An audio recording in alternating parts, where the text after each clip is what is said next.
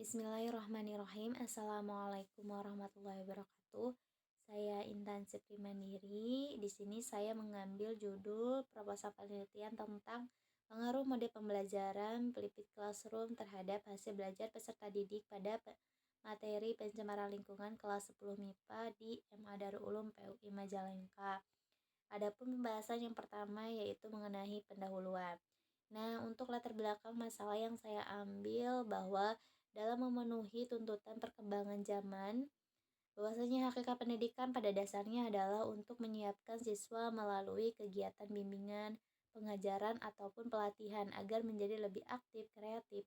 Nah, upaya pemerintah Indonesia dalam meningkatkan kualitas pendidikan agar dapat memenuhi kebutuhan masyarakat pada era perkembangan teknologi ini salah satunya dengan mengembangkan kurikulum 2013. Nah, di mana pada pelaksanaan kurikulum 2013 ini guru bukan sebagai pusat pembelajaran lagi ya, melainkan siswa yang dijadikan sebagai pusat pembelajaran. Nah, guru juga tetap menyiapkan bahan-bahan sebelum pembelajaran dimulai dan guru diberikan kebebasan untuk menggunakan model, metode, ataupun pendekatan dalam pembelajaran asalkan sesuai dengan tujuan kurikulum 2013 yaitu menjadikan siswa sebagai pusat pembelajaran dan siswa berperan aktif ketika proses belajar mengajar berlangsung. Adapun mode pembelajaran alternatif yang dapat digunakannya itu contoh ya model Flipped Classroom dengan menggunakan media pembelajaran berupa video bahwa ada teori yang menyatakan rohania menyatakan bahwa Flipped Classroom ini tampak memberikan efek yang positif bagi siswa dilihat dari peningkatan prestasi akademik. Adapun hasil penelitian juga bahwa menggunakan Flipped Classroom ini dapat membantu siswa untuk belajar mandiri dengan mendorong mereka untuk menyesuaikan diri dengan pengalaman belajarnya yang baru. Dari beberapa penelitian di atas ini, mode Flipped Classroom ini diduga mampu membantu siswa lebih cepat memahami konsep serta dianggap mampu untuk meningkatkan hasil belajar siswa. Nah, berdasarkan uraian tersebutlah saya akan melakukan penelitian dengan menerapkan mode pembelajaran Flipped Classroom di tingkat SMA oleh guru dalam proses pembelajaran biologi agar lebih efektif dalam meningkatkan hasil belajar dan aktivitas belajar. Nah, melakukan penelitian ini yang berjudul yang sudah saya sebutkan bahwa judul yang saya ambil yaitu mengenai pengaruh model pembelajaran Flipped Classroom pada mata pelajaran biologi materi pencemaran lingkungan kelas 10 DMA Darul Ulum PUI Majalengka. Adapun rumusan masalah yang saya ambil ada beberapa poin. Yang pertama, poin pertama itu yaitu mengenai identifikasi masalah. Berdasarkan latar belakang yang sudah saya sampaikan, dapat diidentifikasi beberapa masalah yang akan diteliti ya. Yang pertama itu hasil belajar IPA masih rendah dikarenakan masih banyak siswa yang belum mencapai kriteria ketuntasan minimal atau KKM.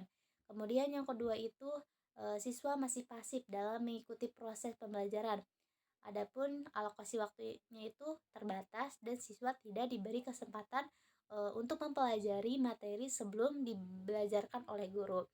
Adapun batas masalah pada penelitian ini yakni yang pertama, penelitian ini dilaksanakan di kelas 10 di MA Darul Ulum PUI Majalengka. Kemudian materi pembelajaran yang diteliti dalam pembelajaran di kelas 10 ini mengenai pencemaran lingkungan. Adapun hasil belajar yang dilihat adalah hasil belajar ranah kognitif. Nah, untuk pertanyaan penelitian yaitu yang pertama berapa skor rata-rata hasil belajar siswa yang tidak menggunakan pendekatan Flipped Classroom. Nah, di mana siswa yang tidak menggunakan pendekatan Flipped Classroom ini saya mengambil model pembelajaran PBL atau Problem Based Learning. Kemudian yang kedua itu berapa skor rata-rata hasil belajar siswa yang menggunakan pendekatan Flipped Classroom. Yang ketiga itu apakah terdapat pengaruh yang signifikan dalam penerapan pendekatan flipped classroom terhadap hasil belajar siswa kelas 10 MIPA di MA Darul Ulum PUI Majalengka. Nah, di sini tujuan penelitian yang saya ambil yang pertama itu untuk mengetahui skor rata-rata hasil belajar siswa yang tidak menggunakan pendekatan atau model pembelajaran flipped classroom DMA Darul Ulum PUI Majalengka. Kemudian yang kedua itu untuk mengetahui skor rata-rata hasil belajar siswa yang menggunakan pendekatan flipped classroom DMA Darul Ulum PUI Majalengka. Dan yang terakhir yaitu untuk mengetahui pengaruh yang signifikan dalam penerapan pendekatan flipped classroom terhadap hasil belajar siswa kelas 10 MIPA DMA Darul Ulum PUI Majalengka. Nah, di sini dalam penelitian saya terdapat manfaat bagi guru dan siswa. Yang pertama itu bagi guru ya, manfaatnya itu menyediakan perangkat pembelajaran flipped classroom pada materi pencemaran lingkungan di mana untuk meningkatkan hasil belajar siswa serta membantu guru mengatasi perbedaan kemampuan siswa dalam memahami materi pencemaran lingkungan agar semua mendapat pengetahuan yang sama. Sedangkan manfaat bagi siswa itu sebagai menyediakan perangkat pembelajaran flipped classroom ada materi pencemaran lingkungan ini untuk membantu siswa memudahkan mempelajari materi pencemaran lingkungan melalui video pembelajaran yang dapat diakses sesuai kebutuhan serta mengatasi masalah siswa dalam menyelesaikan tugas. Nah, berdasarkan hipotesis dalam penelitian ini yakni menggunakan pendekatan flipped classroom dapat mempengaruhi hasil belajar siswa secara signifikan. Nah, rumus hipotesis dapat dituliskan sebagai berikut ya. Yang pertama itu H0 atau HO ya, di mana tidak terdapat pengaruh pembelajaran yang menggunakan pendekatan flipped classroom terhadap hasil belajar siswa kelas 10 di MA Darul Ulum PUI Majalengka. Sedangkan yang hipotesis keduanya itu terdapat pengaruh signifikan terhadap yang menggunakan pendekatan flipped classroom terhadap hasil belajar siswa kelas 10 di MA Darul Ulum PUI Majalengka. Adapun kerangka berpikir pada penelitian ini yang pertama kita akan memberikan materi pencemaran lingkungan, kemudian melakukan pendekatan flipped classroom berupa video, kemudian siswa aktif dalam pembelajaran dan mengungkapkan argumentasi dan ide-ide dalam berdiskusi. Kemudian kita akan melakukan hasil belajar siswa, apakah mereka meningkat dan siswa itu lebih proaktif atau kreatif. Kemudian penelitian yang terkait dengan penerapan mode pembelajaran learning ini pernah dilakukan oleh beberapa peneliti terdahulu ya. Contohnya yang pertama yaitu Nouri Zalal pada tahun 2016 dengan judulnya yaitu The Flipped Classroom for Active, Effective, and Enriched Learning, especially for Low, menyatakan bahwa flipped classroom ini memungkinkan mendapatkan hasil yang baik dengan menggunakan video dan mengalami peningkatan yang motivasi belajar yang efektif. Kemudian tinjauan pustaka. Bahwa tinjauan pustaka yang pertama yaitu mengenai pengertian dari pendekatan flipped classroom, di mana pendekatan flipped classroom ini merupakan cara memulai sesuatu yang dapat diartikan sebagai sudut pandang atau titik tolak guru terhadap proses pembelajaran yang berlangsung dan masih bersifat umum. Nah, pendekatan pembelajaran ini dilandasi oleh prinsip dasar tertentu, ya seperti filosofi, psikologis, didaktik, dan ekologis yang dapat mewadahi, menginspirasi, menguatkan, dan melatar belakangi metode pembelajaran dengan cangkupan teoritis tertentu. Kemudian apa sih konsep pembelajaran yang menggunakan flipped classroom ini sudah sejak kapan? Bahwa flipped classroom ini sudah sejak 1993 yang dikenal pertama kali oleh Raja Alishan, meskipun tidak secara langsung menggambarkan konsep kelas terbalik. Nah, flipped classroom ini berarti belajar terbalik, yakni siswa mempelajari teori sendiri di rumah sebelum menerapkan teori itu di sekolah. Nah, Flipped classroom ini adalah kelas yang di dalamnya siswa belajar teori dengan bebas di luar kelas dan kemudian berlatih di kelas dengan bimbingan dari guru. Pada dasarnya bahwa model pendekatan flipped classroom ini adalah ketika pembelajaran yang biasanya dilakukan di kelas dilakukan oleh siswa di rumah dan pekerjaan rumah yang biasa dikerjakan di rumah diselesaikan di sekolah. Jadi, flipped classroom ini merupakan suatu cara yang dapat diberikan oleh pendidik dengan meminimalkan jumlah instruksi langsung dalam praktek mengajar sambil memaksimalkan interaksi satu sama lain. Nah, memanfaatkan teknologi dengan menyediakan tambahan materi pendukung pembelajaran bagi siswa yang dapat diakses secara online. Hal ini membebaskan waktu belajar di kelas yang sebelumnya telah digunakan untuk pembelajaran. Pendekatan ini bukan hanya sekedar belajar menggunakan video pembelajaran, namun lebih menekankan tentang memanfaatkan waktu di kelas. Dalam persiapan untuk kelas, siswa diwajibkan untuk melihat video pembelajaran. Kemudian siswa memanfaatkan waktu di kelas untuk bekerja menyelesaikan masalah, pengembangan konsep, dan terlibat dalam pembelajaran kolaboratif. Adapun pendekatan flipped classroom ini memiliki 4 pilar, diantaranya itu yang pertama, lingkungan belajar yang fleksibel, yakni dalam proses pembelajaran membebaskan siswa untuk mengeksplorasi materi dan memahaminya sesuai dengan tingkat kemampuan dan gaya belajarnya sendiri. Kemudian yang kedua itu budaya belajar, yakni budaya belajar ini ketika pembelajaran dengan pendekatan flipped classroom ini menempatkan siswa sebagai pusat aktivitas belajar, bukan lagi guru. Kemudian yang ketiga itu meningkatkan tingkat kepuasan, yakni flipped classroom ini memaksimalkan waktu bagi siswa untuk aktif mengembangkan pengetahuan secara langsung. Kemudian guru profesional dengan menggunakan pendekatan flipped classroom ini membuat guru secara konstan mengevaluasi siswanya secara berkala untuk tahu siapa yang membutuhkan bantuan darinya. Adapun kelebihan dari flipped classroom ini bagi siswa, yang pertama, siswa memiliki waktu untuk mempelajari materi pembelajaran di rumah sebelum guru menyampaikan di dalam kelas sehingga siswa lebih mandiri. Kemudian yang kedua, siswa dapat mempelajari materi pembelajaran dalam kondisi dan suasana yang nyaman dengan kemampuan menerima materi. Kemudian siswa dapat belajar dari berbagai jenis konten pembelajaran baik melalui video, buku, website daripada siswa belajar hanya dari papan tulis.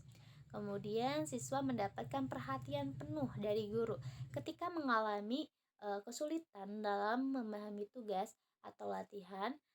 Guru akan membahas materi-materi yang sulit menurut siswa. Kemudian kelebihan bagi guru itu pertama, lebih efektif karena materi disajikan dalam bentuk video sehingga bisa digunakan berulang-ulang pada kelas lain. Kemudian hemat waktu. Nah, guru ini tidak harus menjelaskan semua materi pembelajaran, akan tetapi hanya bagian-bagian tertentu yang dianggap sulit oleh siswa. Kemudian yang ketiga itu guru termotivasi untuk mempersiapkan materi pembelajaran dalam berbagai jenis konten, baik berupa video, website, aplikasi mobile, atau jenis konten yang lainnya, sehingga pelaksanaan pembelajaran ini lebih terencana dan tertata dengan baik. Kemudian guru juga semakin aktif dalam membuat modul pembelajaran yang memanfaatkan teknologi. Adapun kekurangan model flipped classroom ini, yang pertama, tidak semua siswa atau guru atau sekolah memiliki akses terhadap perangkat teknologi informasi yang dibutuhkan seperti komputer, laptop, smartphone, dan koneksi internet. Kemudian yang kedua itu tidak semua siswa merasa nyaman belajar di depan komputer atau laptop. Padahal untuk melaksanakan metode pembelajaran ini, siswa harus mengakses materi melalui perangkat tersebut. Kemudian yang ketiga itu tidak semua siswa memiliki motivasi untuk belajar secara mandiri di rumah, apalagi ya terhadap materi yang belum disampaikan oleh guru, sehingga motivasi dari guru selalu dibutuhkan ya agar siswa ini terbiasa mempelajari materi pembelajaran secara mandiri sebelum materi tersebut disampaikan oleh guru di kelas. Kemudian butuh waktu lama bagi guru untuk mempersiapkan materi dalam bentuk video, terutama guru yang belum terbiasa membuat video pembelajaran. Adapun langkah-langkah nih model pembelajaran flipped classroom ini, yang pertama guru akan menyiapkan dan memberikan sebuah media, bisa berupa video pembelajaran yang akan ditonton dan dipelajari oleh siswa di rumah. Kemudian di rumah siswa akan menonton video dan mempelajari video dengan menjawab beberapa pertanyaan yang diperintahkan oleh guru sebelum memulai pembelajaran di kelas, agar dapat terlebih dahulu mengenal konsep dan materi yang akan diberikan pada pertemuan selanjutnya. Kemudian ketika di kelas, siswa mengerjakan tugas berdasarkan pertanyaan yang telah disampaikan sebelumnya melalui video. Dalam hal ini, si siswa ini dapat lebih memfokuskan diri pada kesulitan dalam memahami materi ataupun kemampuannya dalam menyelesaikan soal-soal berhubungan dengan materi tersebut. Kemudian guru berperan sebagai fasilitator yang mendampingi siswa dalam mengerjakan tugas tersebut. Adapun hasil belajar merupakan perubahan perilaku, baik peningkatan pengetahuan, perubahan sikap, maupun meningkatkan keterampilan yang dialami setelah menyelesaikan kegiatan pembelajaran. Kemudian hasil belajar secara garis besar terbagi menjadi 3 ranah, yaitu ranah kognitif, ranah afektif, dan ranah psikomotorik. Hasil belajar pada penelitian ini dinilai melalui tes esai yang disusun berdasarkan taksonomi Bloom pada ranah kognitif yang meliputi mengingat, memahami, mengaplikasikan, menganalisis, mengevaluasi, serta menciptakan. Nah, namun pada penelitian ini terbatas hanya pada level kognitif C1 sampai C4 saja. Kemudian materi mengenai pencemaran lingkungan. Nah, pencemaran lingkungan ini didefinisikan sebagai perubahan faktor abiotik akibat kegiatan yang melebihi ambang batas toleransi ekosistem biotik. Misalnya saja penggunaan kendaraan motor atau alat pengelolaan bahan baku yang terkadang tidak sesuai dengan standarisasi lingkungan. Kemudian jenis-jenis pencemaran lingkungan itu ada pencemaran air, pencemaran udara, pencemaran suara, dan pencemaran tanah. Nah, pencemaran lingkungan ini disebabkan oleh beberapa faktor ya. Namun faktor terbesarnya itu adalah manusia. Sadar atau tidak, kita telah berkontribusi dalam proses pencemaran lingkungan, mulai dari pertambahan jumlah penduduk yang tak terkendali, banyaknya sumber-sumber zat pencemaran sehingga alam tak mampu menetralisir. Nah, dalam proposal ini saya mengambil metodologi ya, bahwa tempat dan waktu penelitiannya itu tempat penelitian dilaksanakan di MA Darul Ulum PUI Majalengka yang beralamat di Jalan Siti Armilah nomor 9 Majalengka pada siswa-siswi kelas 10. Kemudian waktu penelitian ini dilaksanakan pada bulan Mei sampai Juni 2021, disesuaikan dengan materi pembelajaran yang akan diteliti. Nah, pendekatan desain penelitian ini, yang pertama, berdasarkan penelitian ini menggunakan penelitian kuasi eksperimen atau eksperimen semu. Nah, eksperimen semu ini merupakan penelitian yang tidak mempunyai batasan yang ketat, terutama mengenai randomisasi. Serta penelitian ini dapat mengontrol persyaratan yang ketat tentang kebebasan yang terdapat pada penelitian eksperimen murni. Hal ini dikarenakan siswa bukan suatu benda yang dapat dipindah, diatur, dan diperlakukan secara ketat sesuai dengan penelitian yang diperlukan. Kemudian desain penelitian ini adalah pengaruh pendekatan flipped classroom. Ya, sebagai variabel X terhadap hasil belajar IPA. Nah, terhadap hasil belajar IPA ini akan termasuk pada variabel Y. Nah, desain yang digunakan dalam penelitian ini adalah post-test only control design, yang merupakan pengembangan dari true experimental design karena memiliki kelompok kontrol tetapi tidak berfungsi penuh dengan mengontrol variabel luar yang mempengaruhi pelaksanaan eksperimen. Kemudian populasi dan teknik pengambilan sampel. Yang pertama itu populasi. Populasi ini adalah keseluruhan subjek penelitian. Populasi ini merupakan sumber data informasi untuk kepentingan penelitian. Populasi ini digunakan untuk menyebutkan seluruh anggota dari suatu wilayah yang menjadi sasaran penelitian. Adapun populasi dari penelitian ini adalah siswa kelas 10 di MA Darul Ulum PUI Majalengka tahun pelajaran 2021-2022 yang terdiri dari 8 kelas, yaitu kelas 10 MIPA 1 dan kelas 10 MIPA 2 yang berjumlah 60 siswa. Kemudian teknik pengambilan sampel dalam penelitian ini menggunakan teknik simple random sampling.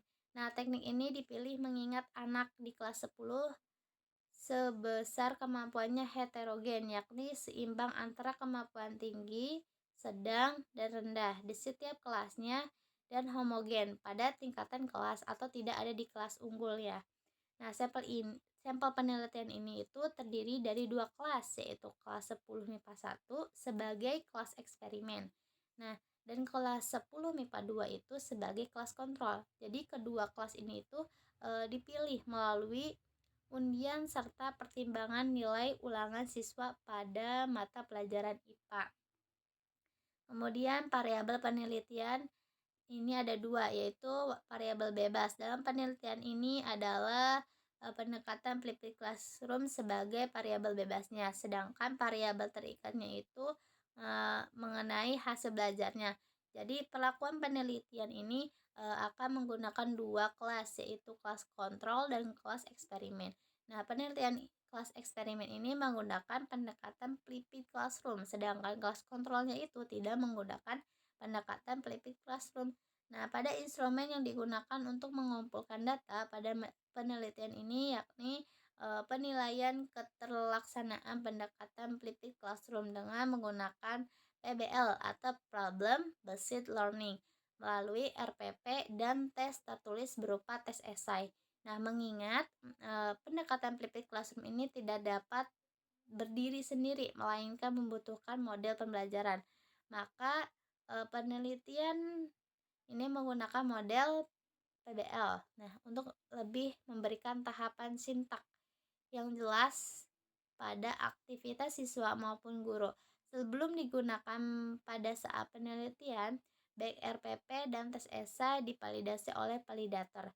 Nah, pendekatan flipped classroom ini dengan menggunakan model PBL dinilai berdasarkan kesesuaian antara aktivitas guru dan siswa di dalam RPP dengan apa yang sesungguhnya terjadi pada saat aktivitas belajar berlangsung secara online. Sedangkan untuk hasil belajar dinilai berdasarkan kesesuaian si jawaban esai yang diberikan siswa untuk rubrik penilaian tes yang telah disusun oleh peneliti berdasarkan KI, KD, indikator, serta tujuan pembelajaran yang akan dicapai dari pembelajaran tersebut. Kemudian teknik analisis data. Yang pertama itu kita akan menguji normalitas, di mana uji normalitas ini digunakan untuk melihat apakah si data penelitian ini terdistribusi normal. Untuk itu digunakan uji Lilliefors dengan melihat pada Kolmogorov sampai Smirnov dengan menggunakan software SPSS 26. Data dinyatakan berdistribusi normal jika nilai signifikan lebih besar dari 0,05.